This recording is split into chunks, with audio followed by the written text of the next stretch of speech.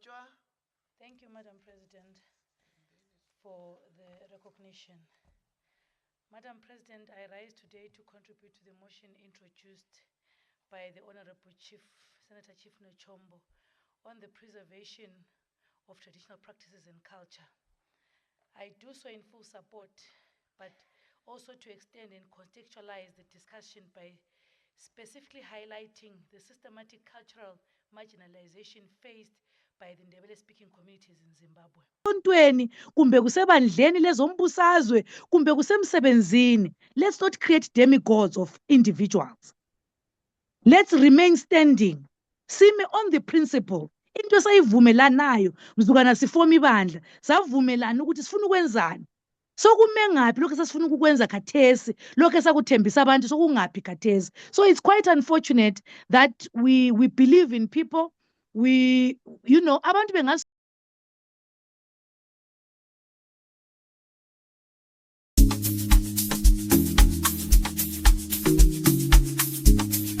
asibingelele abalaleli nababukeli beMathuleni Broadcasting Corporation igama nguthulana kwankala. I'm also very excited to be here after our excursion to Durban. I'm very excited to say what I have to say to the world, to our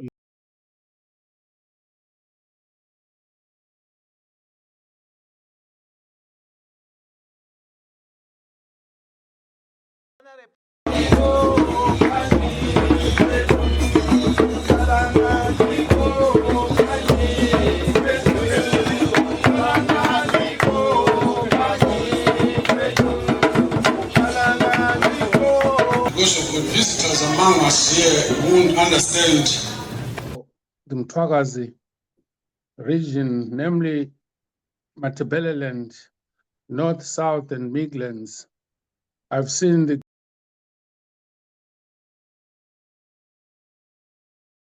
ulosobhuku ulomlisa ulenduna akumelanga kube inkinga leyo ngaphandle nxa ufuna indawo mhlambe kobulawayo lathi sila ngoba kumele uthenge mhlambe isithene but wonke umuntu ongumntwana wendawo entitled ukuthi athole a piece of land abe lendawo yokulima abe lendawo yokwakha okulidumba nantshana belilihle linjana kodwa ke kuqale emuva nxa usithi wena kwathathani ngingathi mina it took a blood and sweat kodwa ke sengisitsho nje ngingathi ukuthi literally ukuthi igazi hayi kachithekanga gazi kodwa ke sengisitsho ukuthi kube ngumsebenzi omkhulu ube mkhulu ngenxa yokuthi there were various committee meetings ezenze ukubana size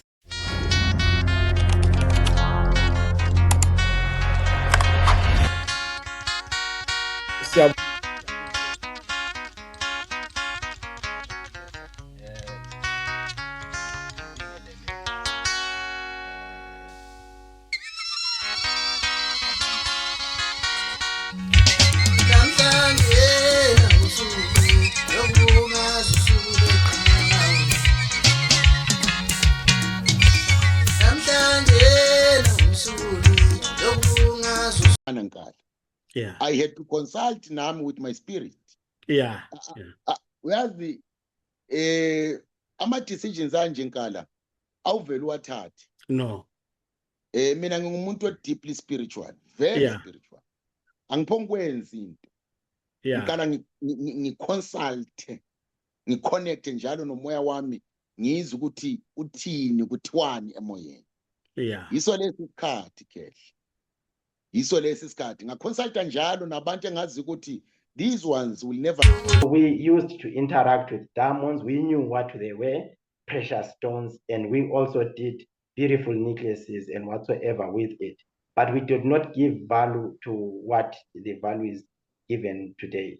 So Ogamashobana enjoyed ukuhlala under Ingwenyama Uspindi, who also interacted nomza wakhe Ingwenyama uMagodonga wamanzunza ukuthi hayi ukhona kwaMashobana Transvaal.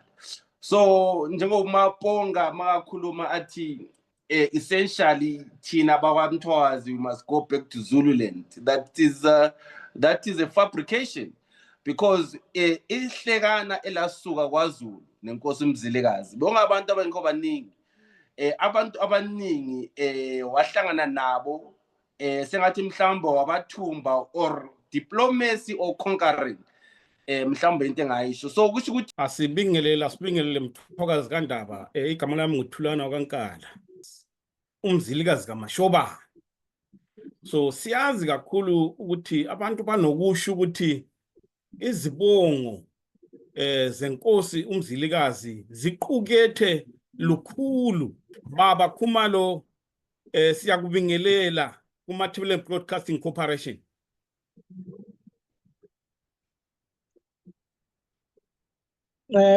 Ngiyakubingelela baba Mlotshwa. Bingelele nabalaleli bonke abasilalele emsakazweni. Ngethemba niyaphila qhawe lapha emkhona. It is not exactly a national army, but it is a militia for a particular political organization. Now, to give credence to that kind of speculative thought, is the idea that sometime in 2008, when it had become apparent that Morgan Tsvangirai might win the presidency, there were some elements within the army who openly said, even if you win, we will not salute you.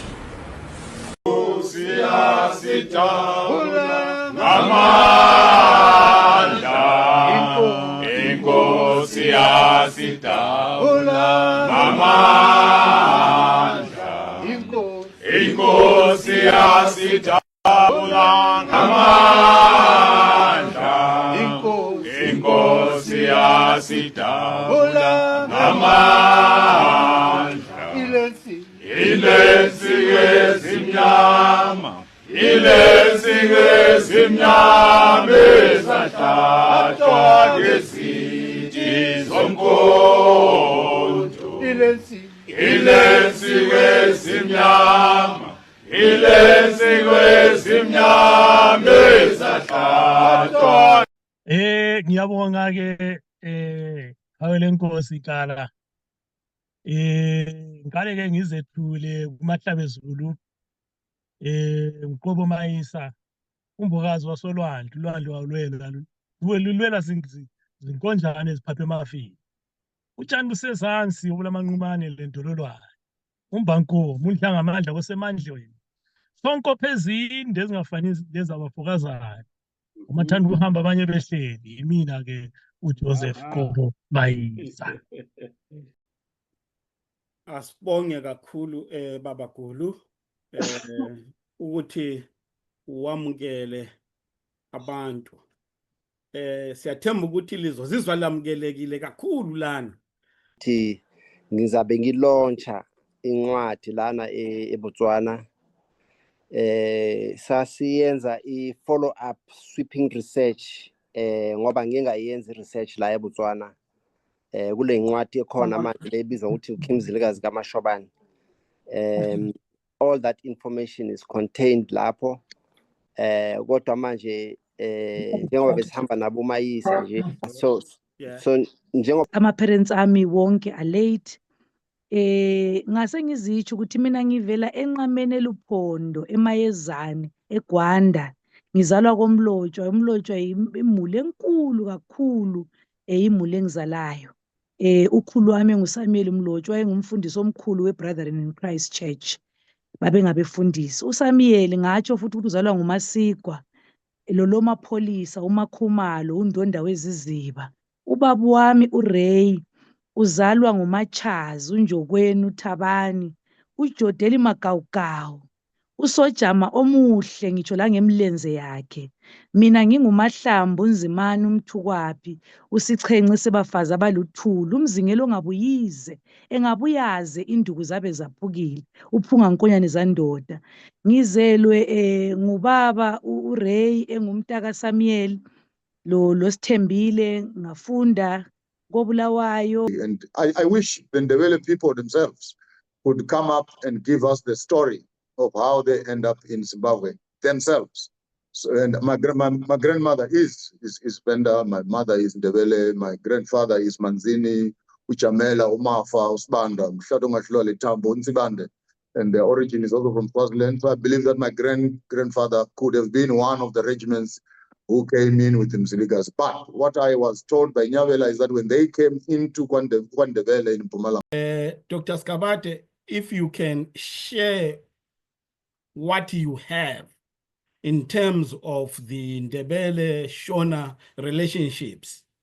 I will come to you, Baba Maponga. I will ask a few questions to clarify a few things. But over to you, Dr. Skabate. But I think the starting point here may have been a wrong one, actually, because it presupposes a lot of things. I was listening to Umaponga going on and on with his monologue. And I wondered whether really he met some of the people that he claimed to have met, because those people cannot be telling him the history that he claims to be presenting. Part of it, which is our history, this is the history that touches some of us. For example, white soldiers or black soldiers, they perished and so on. But we have none of that among the Shona people. And meanwhile, they are in the forefront of telling us they defend that country, they love that country. Now, this very first war, as Chimurenga, that's mischief that. Because Lempi yakalwa ngamandebele yakalwa indlu of gas uLost K. uLost K ngoyohamba phambili empini yehlobo elibomvu. So bona sebenebizo labo lesona empini yakalwa ngamandebele. And they want us to all embrace that creative work etwa Chimurenga, knowing free well it's just fabrication. They didn't do anything to that war. They just joined a war that was already being fought. And Amandebele had already. I'm the president of Mtwagazi Democratic Alliance. I have also worked with MRP. I was once the Secretary General and the founding, in fact, Secretary General of Mtwagazi Republic Party for about 4 years. And then now I'm currently in Mtwagazi Democratic Alliance, a political outfit that I'm currently leading, which seeks to restore Mtwagazi. I think briefly in politics, that is who I am. Okay, now we saw what happened in. It is the issue of the systemic violence that we face. Elections in Zimbabwe are an extreme sport. Politics in Zimbabwe is an extreme sport. All of us here, seated at the front here, have, I'm not sure, I've not heard anything from your side, Elizabeth, but all of us, including Chris, because of politics, have witnessed or experienced violence one or the other. The only difference is that Chris experienced what we experienced during the Liberation War. He experienced it under the colonial regime. We are experiencing what they were experiencing in independent Zimbabwe. If you read the story of Fadzai Mahere and what they go through, and the likes of John Mamombe, you will see that they've been going through hell. Even if you were to come to my story, at one time I had to flee in the middle of the night when the state had sent people to me. So it's always very minor when it comes to actual votes. So hypothetically, if we have a king, what that means is the Mtwagazi people become united. That unity also means when it comes to our political choice, we are going to vote in a united way. What that means is that then Mtwagazi become the kingmakers of Zimbabwe. Because if Mtwagazi decided that we are voting with MTC or that side of politics, that side will definitely win. If Mtwagazi decided that we're going with the right side, the ZANU side, that side will also definitely win. They will never allow us to become kingmakers. But they don't understand something, that for us, having a king is not a political thing. It's deeply spiritual. Because the monarchy sort of anchors our beliefs, our culture, our traditions, our ancestral veneration in a way. And we need to have that identity of self again, because it's gone. It's been under attack since colonial times, post-colonial. I don't like to use the word post-colonial because we're still living in colonial times. We are definitely under a colony. So symbolically, it's very powerful, politically or culturally, and they'll never allow. Indaba yakababa Ezra sithi hayi baba Ezra sohlangana esitikini thina siyathanda ukuqhaqhwazana i-political judo nyabo. Thank you. Thank you. May their courage continue to light our path. May their vision continue to guide our nation.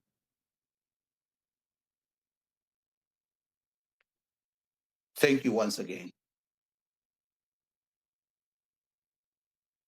Most of the times when we speak of the Zimbabwe People's Revolutionary Army, ZIPRA, we often speak of the battles, the training. Sibingelele Mahlabe Zulu. Igama nguThulwana kwaNkala. Sesifikile njalo simathweni Broadcasting Corporation. Namhlanje sihamba noBaba uSiziba. Siyazi bakwethu ukuthi ngemva kokushona kweqhawe elikhulu Desire Moyo, umoya okuside. Sokubiziwe manje ukuthi akube nama-by elections. Luzobe lushisa ke lolu ukhetho lolu. Ama-candidates maningi ngesimangaliso. Kodwa ke siyathemba ukuthi njengemathweni Broadcasting Corporation bathi namhla ungayisuye intakamashobane namhlanje sikhumbula inkosi uMzilikazi namhlanje sibungaza umgubho wosuku lwenkosi ovunywa izizukulwane ovunywa izizwe udumo womlando wenkosi siwuzwile emhlasandlela wezwakala kwele Botswana sawuzwe eMelika wavungama eDubai kwelama-Arabhu namhlanje uvunywa izizukulwane kwelamangisi eNgilandi ihighway isini enkandla.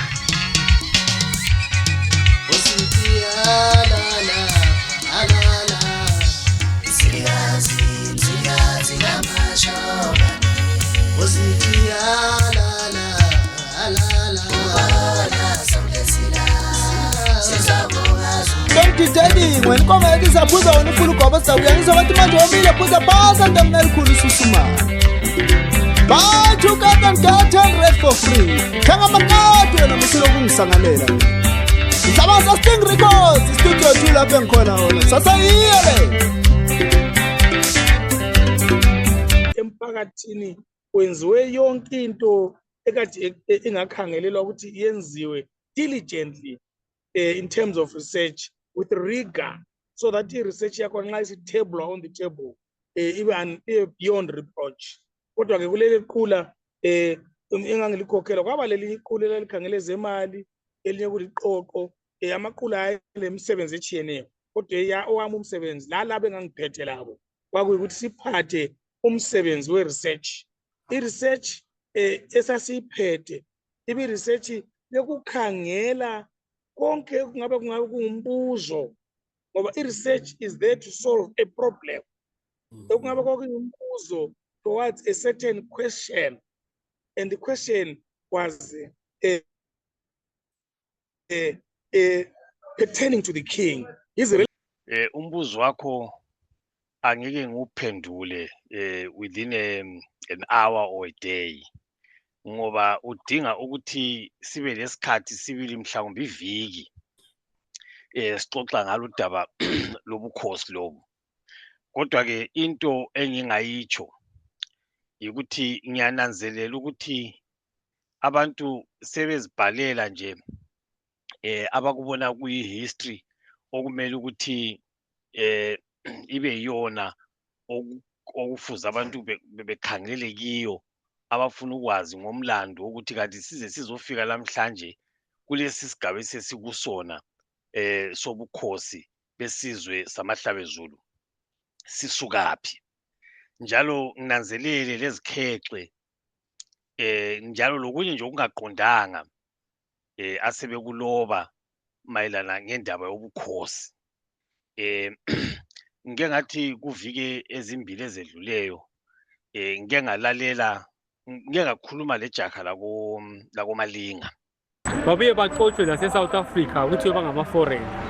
So between the United Nations, the South African government, the government yase-Zimbabwe, they have to squeeze for us a place where we can call home, Singabethwakazi, esizokwazi ukuthi sibe lamapholisa ethu namafemu ethu nezikolo zethu esizafundisa indimi zakithi zakomthwakazi, esizokwazi futhi ukuthi sizilawule, sibe lamasosha ukuthi asivikele, ngoba mihla yamalanga sithola ukuthi ama-government ministers eZimbabwe singacomplaina ngokuthi bayasihlukumeza, bathi bazasiphinda futhi igugrawundi le abasenza yona from 1980 to 1987.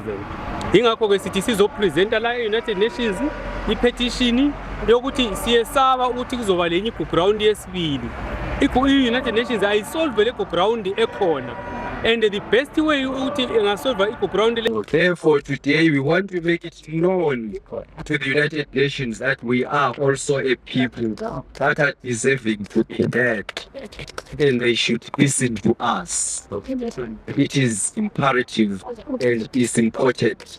It is also provisioned within the United Nations Declaration on Human Rights and the rights of the people. People need to be protected by the United Nations. Therefore, we are seeking legal ways to address our plight. Therefore, we have gathered at this moment to make it known in a legal way. And we expect the United Nations to give us an ear and attend to our plight as a matter of urgency. This is our plea. Ngizananzelela ukuthi ngemva kwalokho isitha siqalile manje ukufaka imithetho sathi into zakithi esindebeleni akumelanga ukuthi zihlanganiswe lepolitiki. Lapho esabona khona emgubheni yakithi ngomunye mina ngemva kokuphuma eKami prison ngo-2013 lapho esasibotshiwe khona singu-23 esathi sithi sicela ukubonga abantu bakithi besibhadalele imali ye-bail sibotshiwe eKami kukhesi yezesa liyayikhumbula sasingaso-political party. Abadala beboqoqo lomgubho basalela bathi ipolitika ayivunyelwa emgubheni. Thina sizobonga kuphela abadala ngoba abantu babethe gwaqa lapha. Isitha sasesiqalile ukufaka inarrative yokuthi ipolitiki akuhlangani lento zakithi ezesintwini. Ngokunjalo ke libonile ke lonyaka kube labantu abaningi kakhulu lapha emgubheni wenkosi uMzilikazi. Abanye besi-observer sikhathana because umgubho wenkosi uMzilikazi leminye imigubho kayiqali ngelanga lakhona kodwa kuba lama